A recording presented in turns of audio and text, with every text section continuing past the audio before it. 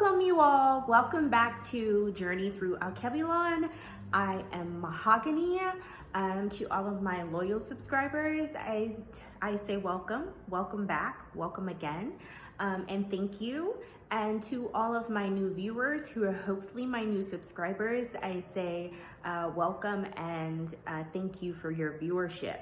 So you guys, I was intending on doing this as a live. However, my computer is not equipped for me to do a live. For some reason, it's not acting properly. And so I am going to get a new one and then we'll be good to go. Unfortunately, I cannot go live via my phone at this juncture because I am waiting for YouTube to complete its process. Okay? So this is about the effects that destabilization has on the mind, on the mental. As we know, our mentality, what's in our mind, it correlates directly to our behavior. Okay, and so I thought it's best that I give a definition of destabilization.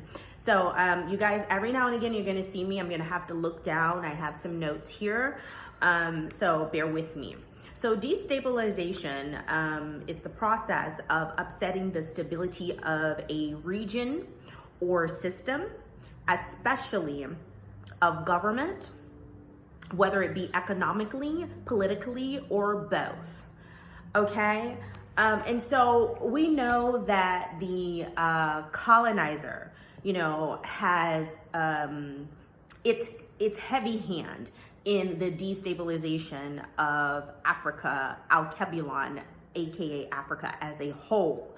And this destabilization has caused a lot of poverty as it relates to the populations within the various nations on our beautiful continent.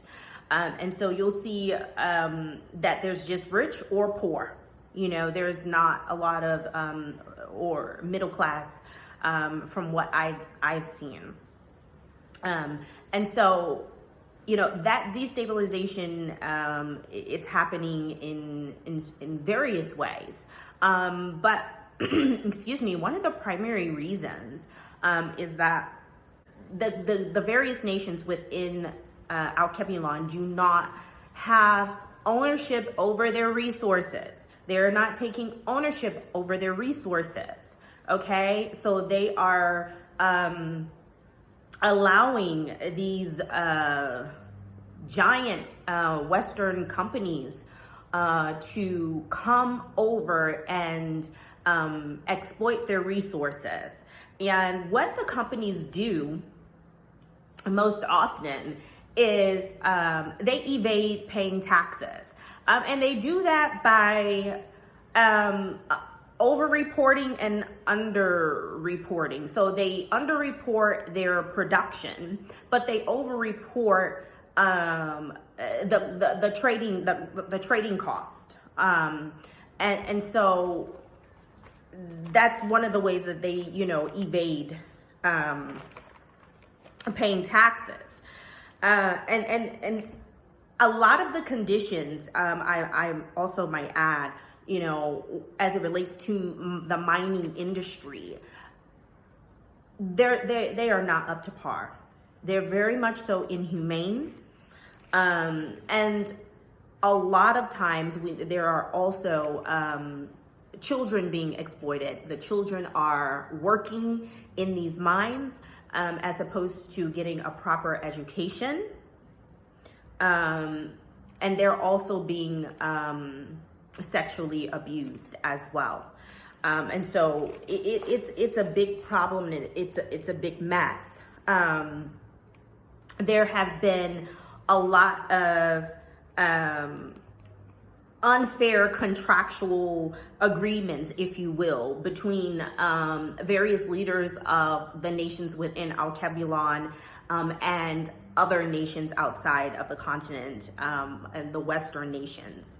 Okay, and so the unfair contractual agreements usually, allows exploitation again of the natural resources, while giving a small percentage of, the profit to the country in which they are getting the resources from. And these are deals that the leaders of the various nations within our continent are getting into. They're making these bad deals. And they're allowing these giant companies from the West to come in, and other nations. I mean, we have we have China as well, and they allow them to come in, again, utilize the resources, exploit them, underreport production so that they can evade paying the proper taxes. Also, child labor. There's a lot of that going on. And so especially as it relates to our children, which are our future, if our children are not getting the proper education, that's definitely going to affect the stability of our future. Because we're depending on them to pick up the torch. And if they're not getting the knowledge, that they need to sustain themselves, and the poverty is just going to be perpetual. And that is the idea, of destabilization. And a lot of times, politically, there are, puppets put in place so that these nations can rape, rob, and pillage the resources without any consequence. And so this is what we're seeing. I see it every day, just being where I am. It's happening throughout the entire continent. It is happening throughout the entire continent. So this is not directed towards a particular nation. I'm talking about this on the larger scale, continental wide. This is happening. And so, I wrote some things down. I was just looking up some definitions, and, something, came to mind as it relates to the colonizer, because the colonizer is a settler, okay? The colonizer is a settler. So essentially, the settlers came and they usurped the land and systems of the indigenous people, which would be lands in which melanated people already inhabited, forcing them to conform to their oppressive and capitalistic nature and systems. And that is what we see before us today. And so we know the cause of, and who's behind the destabilization, these, the other nations, and working with leaders of the nations within our beautiful continent. They're both working together to exploit resources, and at the end of the day, that directly affecting the people of the land, because the money is not being put back, into the land and into the development of the people and the land itself. And so how poverty, how does that affect our mentality? Poverty means lack. It means lack. So when you're always in lack, how does that shape your mind? And it definitely has a negative effect on the mental. And you can tell the condition of someone's mental state by their behavior. Okay? And so I hear a lot of diasporans, we talk about, and not just diasporans, honestly, I even hear it from the Pelicans. If you don't get it, code Pelicans. Okay, so I hear it from them. I hear it, from the diasporans as well. And even I hear it from the Indians. I've heard one in particular directly say it to me, and then hearing it when I'm out and I'm, ear hustling a bit, to conversations. And we know neither the Pelicans or the Indians are in any position to be passing on judgment about corruption as it relates to our people. And, they talk about how, there's just so much, corruption, and there's so much, everybody wants to kind of try to scam you and run game, on you. And again, this is continental wide, and not to say that the type of scamming doesn't happen in the West, but we know that on a larger scale we are experiencing behaviors that we interacting with one another on a daily basis in the West may not experience on such a large scale. Okay.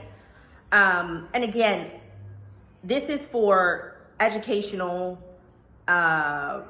purposes. This is for, conversation. Let's make sure that we're using our minds and we're thinking before we comment. Let's make sure that we're not being defensive. Let's make sure, because no one is attacking, so there's no need to be defensive.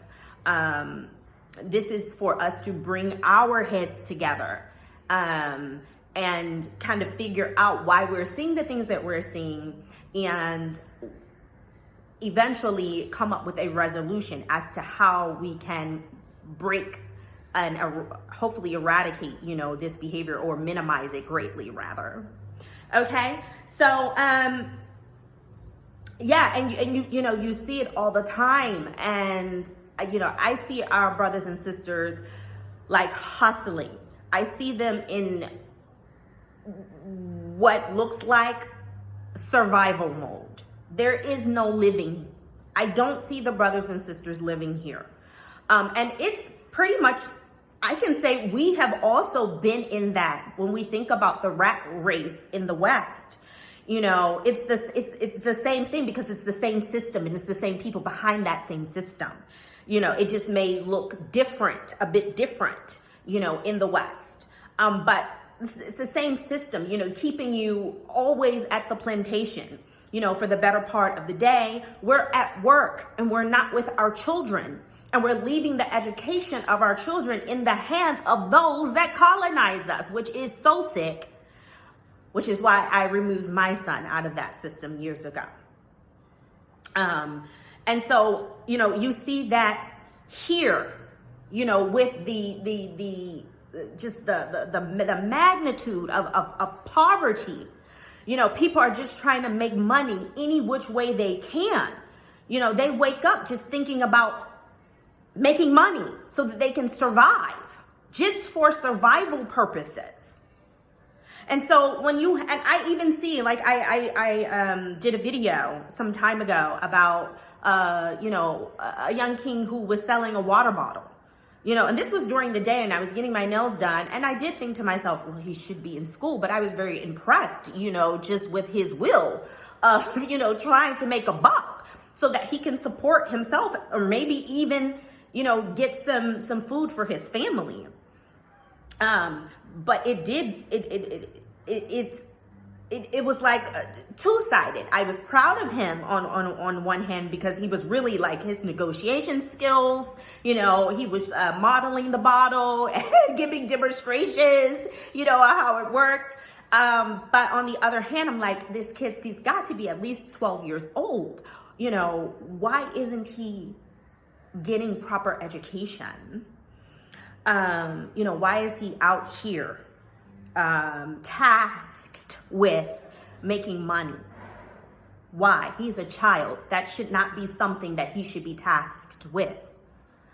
And so we have a generation that that's being robbed of their childhood, that's being robbed of their innocence, you know, that's being robbed of the opportunity to expand their knowledge so that they can sustain themselves very well and their families, so that they can acquire skills that they can pass down and pass on to their children. And when I say skills, I see a lot of skills as it relates to agriculture. You know, I see the children doing pastoral work and things of that nature. I see children even building things. But then on the business end of that, they have the know-how, you know, to create some. But then on the business end of that, that's where they're lacking. And that's where the education comes in. And so industry is also lacking here, and we'll get to that. But I want to stick on the direct correlation that poverty has, and poverty as a result of destabilization, you know, and how that translates into the negative mental effects and you know, or unethical behavior. You know, that I'm just going to do whatever it is that, you know, I want to do, or I need to do, rather, so that I can get what it is that I want for me and my family, even if it's at the expense of my brother's or sister's family. You know, so when a child is constantly in lack, you know, let's put it in perspective. So you have a mother and father, or mother, whatever, parents, who they grew up, you know, they didn't have proper education because they were forced into child labor, into working and making money for the family. They then procreate, and they set that same example for their child, and they put their child or children out there to make money, you know, for the family and negate their education. You know, when a child does not get proper mental stimulation, it affects the way that they think. It prohibits them. It interrupts their ability to memorize. It interrupts their ability of decision making. Okay, because the brain is not getting the proper stimulation to be able to develop these mental exercises or mental functions. So there is a pathology that is beginning here, because the parents grew up having to go out and work, and they didn't have the proper mental stimulation, and then they do the same thing to their children, and their children grow up in constant lack. That the inability to make decisions, being deprived of crucial information that will allow that child to develop skills that will then allow that child to be able to properly take care of themselves by utilizing those skills, then to generate income that will sustain them and their families. So this is what we're seeing, people in constant lack, and they're just in a state of survival. And because it's so widespread, whatever the majority, the mentality of the majority, that creates the reality. So it's become widely accepted, the corruption, the scamming, the scheming. Because look, I'm just trying to get mine for me and my family. I'm just trying to get by. I'm trying to eat. I'm trying to keep the roof over our heads. Again, this is not to judge, and this is not to justify.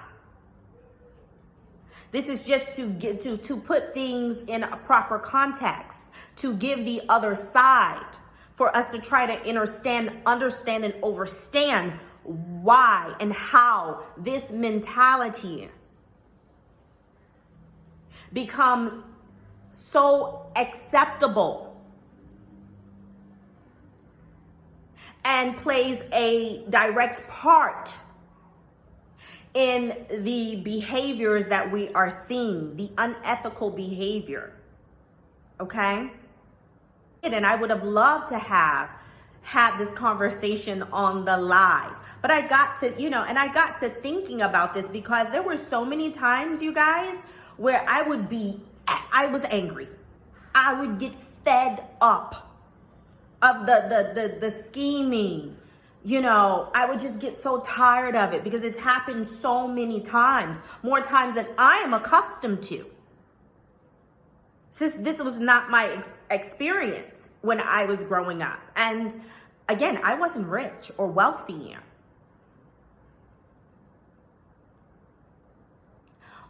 However, I had a mother and a father that were present because they could be. Because they could be.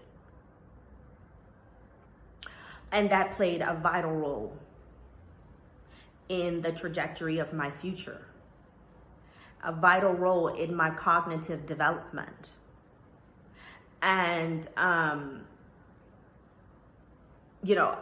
did the same thing with my son. My son was extremely inquisitive, and he would ask so many questions, so many, all the time. But I never got frustrated. I always made sure that I gave him an answer to his questions. He always wanted to know everything, how this worked, how that worked, what this is, and, constantly. And I admired him, I admired his desire to want to know. And he didn't have a lack. He never lacked. My son always had, food in his belly, clothes on his back, shoes on his feet. He was always very well provided for, even though I was a single mother. But I worked my finger to the bone, to make sure that I could provide his needs for him and some of his wants. But I made a point to be very present with him as well. And yes, it was exhausting. And sometimes I wondered if I would make it, but I was determined to be present, emotionally and mentally for my son. And making sure that, I read to him from the time that I discovered, his existence in my womb. I was reading to him. I continued to read to him when he came into this world physically. And he had a love for reading. I mean, he could read anything.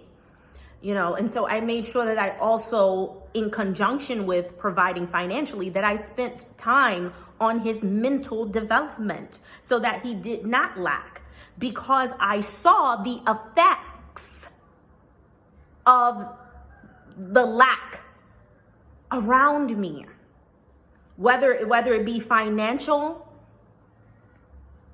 and lacking of that parental presence and that cognitive stimulation. I saw the effects of that around me. And I said, I cannot have this for my son. And so it was my duty as his mother to give him the information that he was seeking. He had that mental stimulation so that his mind and his brain could expand properly and operate cognitively, properly cognitively, excuse me. So those are some of the things that the parents here, they just cannot do. It wasn't given to them. So how then can they give that to their children directly? And more often than not, they're living in a community where the people around them are not able to give the children that mental stimulation, give them the financial security that they need and that they are lacking so that they can properly sustain themselves. Everyone is in a state of survival. No one really has time, to sit down with their children and really, pour into them. And that's what we're seeing here.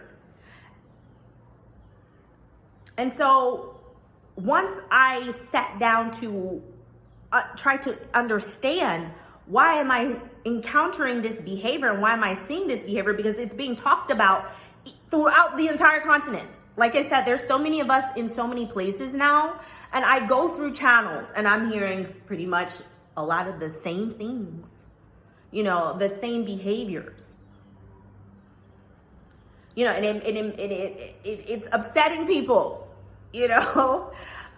especially, those of us who did not grow up on the continent. And again, not to say that some of those same behaviors are not present, but it's just on such a larger scale. But we could see that also in our communities that were destabilized. Our community and the Black family as a whole was systematically and deliberately, of course, destabilized. Again, we look at the welfare system where, the father can't even be in the home if the mother is to get financial assistance from the government. So dad is now has to be removed from the home. And, they're not making enough. They're barely making ends meet together. And hence why the mother is needing to get the help from the government.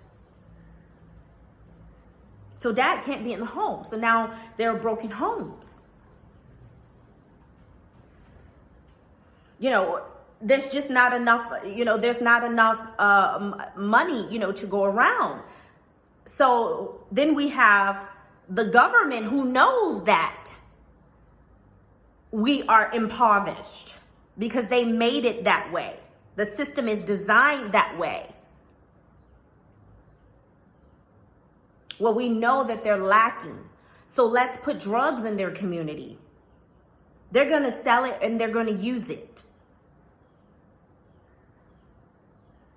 Because they're hungry. They're needing to provide for their families. So we can see how the colonizers' tricks and schemes and tactics have destabilized the Black family in the West and destabilized the Black nation within our continent of Alkebulan, aka Africa.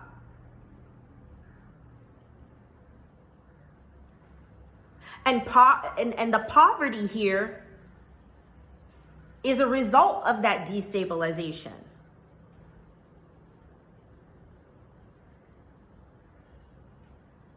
And the shift, the mental shift that's causing this unethical behavior is a direct result of the poverty which was caused by the destabilization. So these are the things, you guys, that we need to be thinking about, you know, as we have these interactions and encounters. With me, at some point, I got tired of being so frustrated. And I sat down and said, why? What is happening here? Why is it happening like so frequently, so often, and on such a large scale here? Where I see one brother or sister who's obviously impoverished, and they are, you know, trying to extort money from another sister and brother who is impoverished, and they don't care. And I see it all. I've seen it so many times, so many, you know. I said, what the hell is going on here? I just sat and I thought about it, and I said, aha, this is a product of something deeper. And again, I'm not trying to justify it. I just want us to try to understand it and now figure out how can we fix it. Because there's a lot broken that needs to be fixed. For those of you all who think that everything is fine and peachy keen, keep it moving. Continue in your fantasy world. There's no need for you to even make a comment, because I will delete it. Because I'm also sick of the foolishness in some of the comments that I see. I don't even give them energy. Sometimes I just delete them. Okay? So one of the resolutions, one of the most important things that we need to do here on our continent, because this was directed towards the continent, but I wanted to also give an example of, you know, how we experienced a form of destabilization in the West.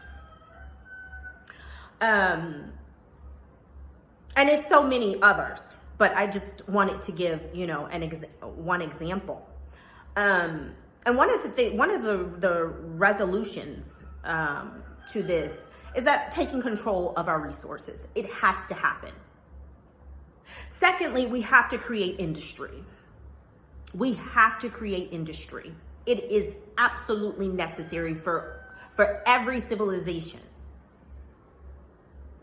for them to gain stability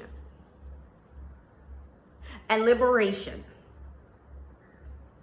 and to share and spread the wealth so that people can comfortably sustain themselves. We have to create industry. And so I also wonder here too, like, why aren't there any manufacturing plants? Why aren't there a lot of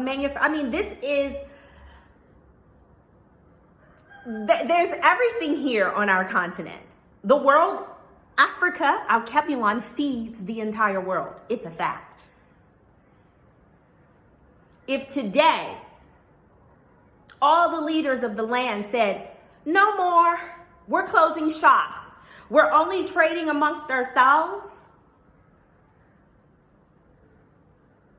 you know, no one from our side of our nation can no longer come and exploit our resources or have access to our resources. So we shut down access to our resources from the other nations. They will become the third world countries. The roles will instantly reverse. So we have to take control of our resources, and we have to create industries. We have to have more manufacturing plants throughout the entire continent. And that is my vision for Alkebulan's Pantry, which is the name of my mini supermarket. I want it to truly be Alkebulan's Pantry. I don't want to have to import goods from other nations. I want the products in Alkebulan's Pantry to be created by Africans. That's the most important thing. And there are a lot of products that we see, and you may see made in Ghana, made in Gambia, made in Tanzania. And you automatically assume, oh, well, if it's made here, then it must be made by actual, the actual people of the land. And it's not so. Or the company is not owned by the people of the land. The workers are the people of the land, but the company is not owned by. And so we have to close this economic gap. And we can do that by doing those two things so that parents can be there for their children and so that children can be children. And they can properly have proper mental development because they have the social economic stability that they so need, that we all need. So that's what I wanted to discuss with you guys today. And it's such a bummer that it was not a discussion, that I had to do it this way. But trust and believe, we're going to have more intellectually stimulating conversations upcoming. I am going to get a new computer that will allow me to do the lives, in the most efficient way. And like I said, right now I can't do it mobily, so I had to bring this to you all this way. But please join in the comments and let me know what you think. Let me know what you think about the effects of the mental effects of destabilization, and how those mental effects are showing up in the behaviors that we're seeing, the unethical behaviors that we are seeing. Okay? This is not, again, to belittle. This is not to offend. And these are things that I shouldn't have to say. And in the near future, I'm not going to say it. This is only for the spiritually mature and intellectually mature. Really. And if that's not you, please just keep it moving. I'm not going to engage. And I would encourage anyone a part of this community to not engage in foolishness. Foolish commentary. All right, you guys. So until next time, you all be good.